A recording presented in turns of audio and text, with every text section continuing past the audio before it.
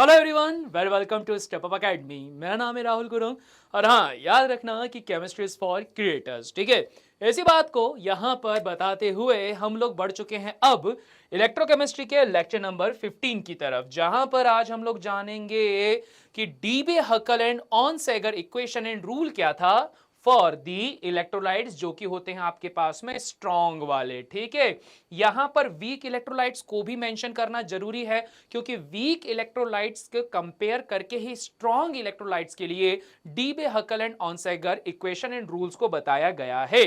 ठीक है जी, चलिए फटाफट से देख लेते हैं क्या कहानी होने वाली है। अब देखो, बहुत सिंपल सी कुछ बातें हैं, पहले वो हम लोग देखते हैं और उसको प्रैक्टिकली समझना है। एक बार ये प्रैक्टिकली चीजें आप लोगों के पास में समझ में आ गई तो कहानी बहुत इजी हो जाएगी। अब देखो बात क्या है, सबसे पहले अगर मैं यहां पर बात करता हूं कि भाई हम लोग जिस चीज को लेकर यहां चल रहे हैं, तो वो अगर हुई एक वीक इलेक्ट्रोलाइट्स। ठीक है, अगर आप लोगों के पास में कोई वीक इलेक्ट्रो लाइट्स प्रेजेंट होंगे तो इस वीक इलेक्ट्रोलाइट्स की कहानी यहां पर यह निकल कर आती है कि वीक इलेक्ट्रोलाइट्स के अंदर डिसोसिएशन जो होता है वो बहुत कम होता है। ठीक है जी, डिसोसिएशन क्या होगा, बहुत ज्यादा कम होगा, जिस वजह से इसके अंदर जो आपके पास इक्विवेलेंट कंडक्टेंस होता है वो बहुत ज्यादा हाई हो जाता है। अब यहां पर तुम लोगों के दिमाग में आएगा कि सर यहां पर ये चीज हुई तो ये वाली कहानी कैसे निकल कर आती है। भाई बहुत बहुत बहुत ही आसानी से है कि भैया जी यहां पर ध्यान रखो कि आपके पास में अगर कोई इलेक्ट्रोलाइट्स यहां पर रखे गए हैं और खास करके ये इलेक्ट्रोलाइट्स अगर आपके पास में होते हैं वीक, तो वीक इलेक्ट्रोलाइट्स के अंदर कहानी ये होती है कि वीक इलेक्ट्रोलाइट्स का जो डाइल्यूशन होता है वो बहुत ज्यादा हाई होता है, क्योंकि वीक इलेक्ट्रोलाइट्स वो होते हैं जो बहुत कम अमाउंट में टूटते हैं। तो वीक इलेक्ट्रोलाइट्स में डाइल्यूशन होता है हाई, जिस वजह से जो आपके पास में कंसंट्रेशन होगा इनके आयंस का वो क्या हो जाएगा, बहुत ही ज्यादा कम हो जाएगा। अब इस रिगार्डिंग कंडीशन क्या निकल कर आएगी कि यहां पर अगर आप बात करते हो कि हमने एक ले लिया है यहां कंटेनर और यहां पर एक सब्सटेंस लेके रखा हुआ था ए बी, जिसको ब्रेक डाउन करने पर ए पॉजिटिव और ये बी नेगेटिव में टूट गया था, परंतु ये एक वीक इलेक्ट्रोलाइट होने की वजह से एक प्रॉपर्टी को यहां पे शो कर रहा था। वो प्रॉपर्टी यहां पर क्या होगी कि सपोज ये रहा कंटेनर, इसके अंदर भरा हुआ था हमारे पास में लिक्विड और यहां पर भरा हुआ है वीक इलेक्ट्रोलाइट। अब देखो, ए पॉजिटिव बी नेगेटिव, ठीक है, ये वाली कहानी थी। ए पॉजिटिव बी नेगेटिव, अगर वीक इलेक्ट्रोलाइट है तो इनका अमाउंट हो जाएगा बहुत ज्यादा कम, और अगर अमाउंट कम होगा तो ये इस सॉल्यूशन के अंदर एक दूसरे से काफी ज्यादा दूर होते चले जाएंगे। अगर यहां पे ये दूर हो गए, डाइल्यूशन बढ़ गया, तो हम बोलते हैं कि भैया इनके बीच की डिस्टेंस क्या हो चुकी है, इंक्रीज। और यही तो सबसे मेन पॉइंट है, अगर इनके बीच में जो ये डिस्टेंस है ये इंक्रीज हो जाएगी, तो डिस्टेंस के इंक्रीज होने से जो इनके बीच में लगने वाला फोर्स ऑफ अट्रैक्शन है या फिर अट्रैक्शन का जो फोर्स है वो क्या हो जाएगा, कम हो जाएगा। और अगर आपके पास में दूर दूर रखे हुए इन आयंस के बीच में लगने वाला फोर्स ऑफ अट्रैक्शन कम हो जाता है, तो इस फोर्स ऑफ अट्रैक्शन के कम होने की वजह से जो आपके पास में आयंस होते हैं वो आयंस क्या कर सकते हैं, वो आयंस इजीली या बोला जाए फ्रीली मूव कर सकते हैं। ये है सबसे इंपॉर्टेंट पॉइंट। डाइल्यूशन बढ़ा, कंसंट्रेशन घटा, जिस वजह से डिस्टेंस बिटवीन दीज आयंस क्या हो गई, बढ़ गई। अगर डिस्टेंस बढ़ेगी फोर्स ऑफ अट्रैक्शन कम होगा, जिस वजह से आयंस फ्रीली मूव कर पाएंगे। और अगर आयंस फ्रीली मूव कर सकते हैं, बहुत आसानी से एक पॉइंट पे दूसरे पॉइंट पर जा सकते हैं, तो इस वजह से क्या बढ़ जाएगी भैया, इस वजह से कंडक्टिविटी इंक्रीज हो जाएगी। तभी यह बोला गया था कि मोलर कंडक्टिविटी यहां, सॉरी इक्विवेलेंट कंडक्टिविटी यहां पर इंक्रीज हो जाती है, क्योंकि डिसोसिएशन क्या हो रहा था, डिक्रीज हो रहा था। ये कहानी कहां पर आई थी भाई? ये कहानी आई थी आपके पास में वीक इलेक्ट्रोलाइट्स के ऊपर। ठीक है, ध्यान देना, ये किस पर आया था? वीक इलेक्ट्रोलाइट्स पर। परंतु अगर मैं बात करता हूं स्ट्रॉन्ग इलेक्ट्रोलाइट्स की, तो वहां पर ये इशू नहीं हो पा रहा था। वहां पर अब एक नई समस्या जनरेट हुई थी, और ये जो समस्या थी ये असल में दो बहुत ही अलग तरह की समस्या थी, जो स्ट्रॉन्ग इलेक्ट्रोलाइट्स में से इस इक्विवेलेंट कंडक्टिविटी को क्या कर रहे थे? गिरा दे रहे थे। तो इसी वजह से स्ट्रॉन्ग इलेक्ट्रोलाइट में इक्विवेलेंट कंडक्टिविटी फाइंड आउट करना आसान नहीं था। तो इस वजह से अब क्या हुआ कि डीबे, हकल और ऑनसेगर ने मिलकर इस पर काम किया और इसका एक सॉल्यूशन निकाला था। क्लियर हो गई बात? वीक इलेक्ट्रोलाइट का मतलब समझ में आया कि वीक इलेक्ट्रोलाइट में डिसोसिएशन, इक्विवेलेंट आपके पास कंडक्टिविटी और डिस्टेंस और कंसंट्रेशन से क्या इफेक्ट पड़ रहा था। अब इसी बात पे यहां तो सब कुछ अच्छा चल रहा था, पर जो भी कुछ गड़बड़ घोटाला हुआ वो हुआ स्ट्रॉन्ग इलेक्ट्रोलाइट में। तो इस वजह से क्या आई? डीबे, हकल एंड ऑनसेगर थ्योरी आई, जिसमें थ्योरी क्या बोलता है? All strong electrolytes completely ionize even in solid state. अब इस थ्योरी ने पहला पॉइंट बोला कि जितने भी आपके पास में स्ट्रॉन्ग इलेक्ट्रोलाइट्स होते हैं वो कंप्लीटली क्या हो जाते हैं? आयोनाइज हो जाते हो। सर बिल्कुल सही बात है। अगर मेरे पास एक स्ट्रॉन्ग इलेक्ट्रोलाइट रखा हुआ है NaCl, तो ये बहुत इजीली डिसॉल्व होकर किस में कन्वर्ट हो जाएगा? Na positive plus Cl negative में। हाँ भाई बिल्कुल सही है। In solid state the ions are not free to move, the ions becomes mobile either in the molten state or in the state of solution। बिल्कुल सही। आपके पास में यहां अगर NaCl अपनी सॉलिड स्टेट में है तो ये भैया बिल्कुल भी फ्री नहीं है, परंतु ये अगर अपनी एक्वस स्टेट में आ जाए जहां पर ये आयोनाइज हो जाता है, अब ये क्या होगा? बिल्कुल फ्री हो जाएगा मूव करने के लिए एक पॉइंट से दूसरे पॉइंट पे, क्योंकि आयंस जो होते हैं ये अपने अपोजिट फील्ड के कांटेक्ट में आने से फ्लो हो जाते। से पॉजिटिव है तो वो नेगेटिव की तरफ भागेगा, और अगर नेगेटिव हुआ तो वो कहां भागेगा? पॉजिटिव की तरफ। फिर क्या बोल के रखा है? The mobility of ions depends upon on the viscosity of the medium and number of solvent molecules attached to each other ions, जिसको क्या कहा जाता है? जिसको कहा जाता है भैया सॉल्वेशन। अब बात यह है कि अगर आपके पास में मौजूद सॉल्यूशन बहुत ज्यादा विस्कस या बहुत ज्यादा गाढ़ा हो जाएगा तो ये आयंस को एक पॉइंट से दूसरे पॉइंट पे जाने में दिक्कत होगी। और ऑब्वियस बात है, अगर तुम कोई स्ट्रॉन्ग इलेक्ट्रोलाइट लेते हो तो स्ट्रॉन्ग इलेक्ट्रोलाइट को लेने की वजह से वो पानी के अंदर बहुत अच्छे से डिसॉल्व हो जाएगा, जिस वजह से अब वो उस वाटर का जो सॉल्यूशन बना है ना उसको वो बहुत ज्यादा डेंस्ड कर देगा, विस्कस कर देगा। और जितना ज्यादा विस्कोसिटी बढ़ेगी, इलेक्ट्रॉनों का, इलेक्ट्रॉन बोलता हूं आयंस का जो फ्री मूवमेंट होगा वो क्या हो जाएगा? आपके पास में रुक जाएगा। तो ये वही बात बोल के रखी हुई है। अब बोलता है क्या? The increase in equivalent conductance of strong electrode on dilution is due to the increase in the mobility of ions। मतलब क्या कि भाई हम लोगों ने ये बोल के रखा है अगर आपने डाइल्यूशन को बढ़ा दिया, मतलब ये है कि आपके पास में कंटेनर रखा हुआ था जहां पर पहले आपके पास में 1 लीटर पानी के अंदर माना कि हमने यहां पर 50 ग्राम सोडियम क्लोराइड मिला के रखा हुआ था। ठीक है, ये कहानी है। थोड़ा सा ज्यादा कर दें ताकि हम लोग यहां पर इस चीज को समझ सकें। 1 लीटर पानी के अंदर मैं ये मान के चलता हूं कि यहां पर हम लोगों ने 200 ग्राम सोडियम क्लोराइड को मिला के रख दिया। अब इतना सारा सोडियम क्लोराइड मिलाने की वजह से एक इशू ये क्रिएट हुआ कि पानी के अंदर सॉल्यूट का अमाउंट बढ़ गया, जिस वजह से ये पानी बहुत ज्यादा गाढ़ा हो गया। तो भले ही NaCl पूरी तरह से Na पॉजिटिव और Cl नेगेटिव में टूट जाता है, परंतु पानी ज्यादा गाढ़ा होने की वजह से ये जो सोडियम और क्लोरीन के आयंस थे वो एक पॉइंट से दूसरे पॉइंट पर मूव प्रॉपर नहीं कर पाते, फ्री मोशन नहीं हो पाता। तो इसीलिए क्या करा हमने? इसके अंदर यहां पे 3 लीटर पानी और बढ़ा दिया, जिससे कि हमारे पास में अब 4 लीटर क्या हो चुका है? पानी हो चुका है। अगर आप सॉल्वेंट का अमाउंट बढ़ाते हो, पानी का अमाउंट बढ़ाते हो, तो जहां पहले 1 लीटर में 200 ग्राम NaCl था, वहां अब 4 लीटर में 200 ग्राम क्या हो जाएगा? NaCl हो जाएगा, जिस वजह से जो सॉल्यूशन होगा वो डाइल्यूट हो जाएगा। तो इसका डाइल्यूशन क्या हो जाएगा? इंक्रीज हो जाएगा। तो बस ये कहानी है, इसका डाइल्यूशन हो गया यहां पे इंक्रीज। तो डाइल्यूशन के इंक्रीज होने की वजह से अब क्या होगा, इनकी मोबिलिटी बढ़ जाएगी। कैसे बढ़ेगी कि भाई अब आपके पास में पानी जो था गाढ़ा था, तो इलेक्ट्रॉन, ये आपके जो आयंस थे वो फ्लो नहीं हो पा रहे थे, पर पानी आपने अब क्या कर दिया है और मिला दिया, जिससे कि वो डाइल्यूट हो गया। तो पानी जो गाढ़ा था अब वो क्या हो चुका है भाई, वापस वो अपनी लिक्विड स्टेट पे आता जा रहा है, विस्कोसिटी कम होती जा रही है, तो आयंस के बीच में मूवमेंट क्या हो जाएगा, इजी हो जाएगा।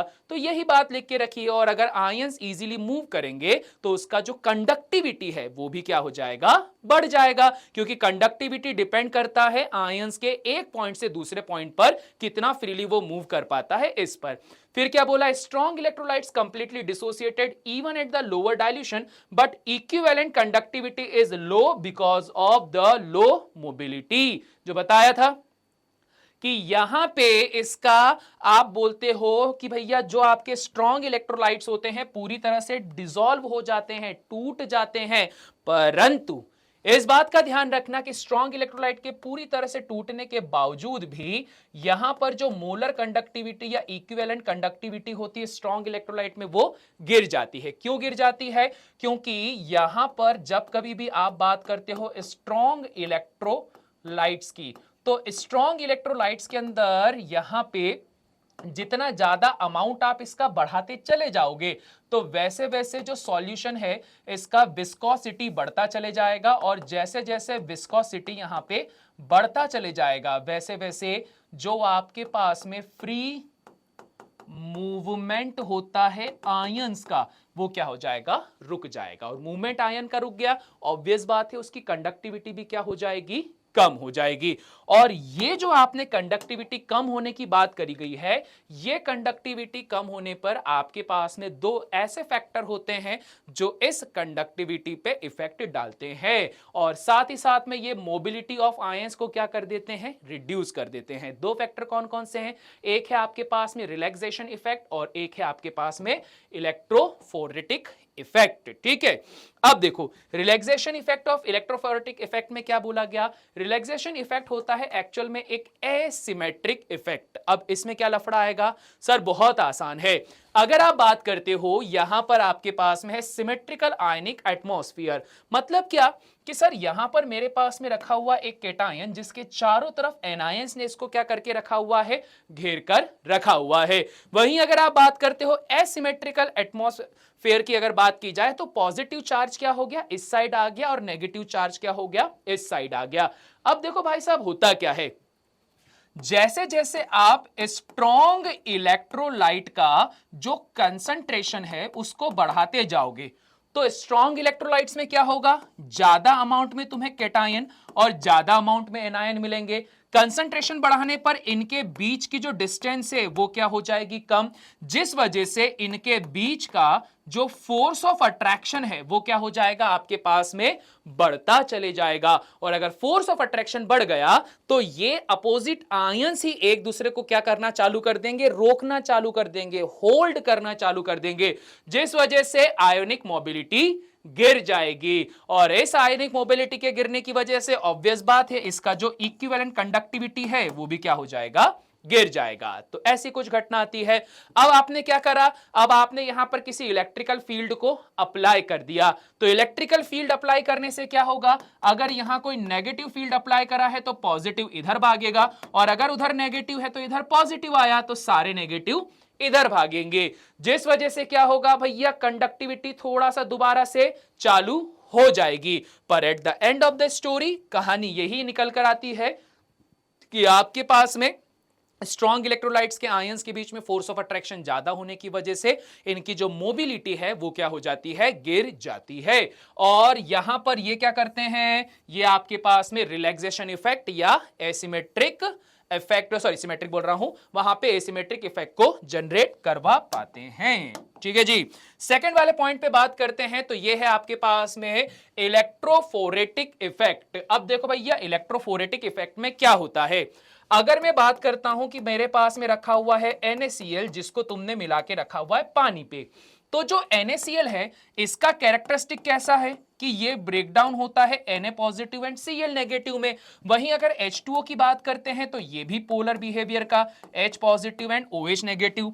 तो होता ये है कि Na पॉजिटिव Cl नेगेटिव और H positive and OH negative, ये जब एक ही जगह पर आ जाते हैं तो इनके बीच में भी क्या होगा, एक फोर्स ऑफ अट्रैक्शन लगेगा। इनके बीच में अगर यहां पर इस तरह से फोर्स ऑफ अट्रैक्शन लग गया तो ये आपस में ही एक दूसरे के जो पाथ है या जो रास्ता है उसमें क्या कर देंगे, हिंड्रेंस जनरेट कर देंगे, उसमें ये डिले जनरेट कर देंगे, गड़बड़ी कर देंगे, लगातार आपस में लड़ते भिड़ते रहेंगे, कहीं का कहीं जाना था पर कहीं का कहीं पहुंच जाएंगे।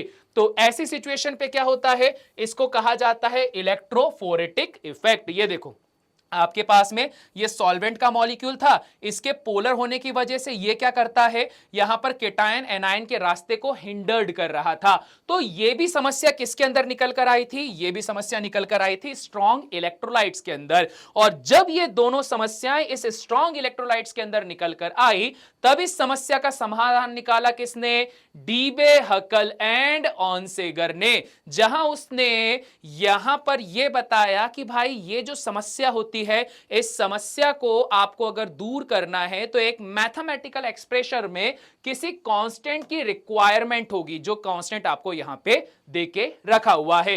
ये कांस्टेंट आपके पास में क्या थे, ये कांस्टेंट था ए एंड बी, जो कि आपके पास में क्या था, इस इक्वेशन पे देके रखा गया है। जहां पे आपके पास में ए एक ऐसा कांस्टेंट था जो कि मेजर करता था इलेक्ट्रोफोरेटिक इफेक्ट को, वहीं पर बी मेजर करता है किसको, रिलैक्सेशन इफेक्ट को।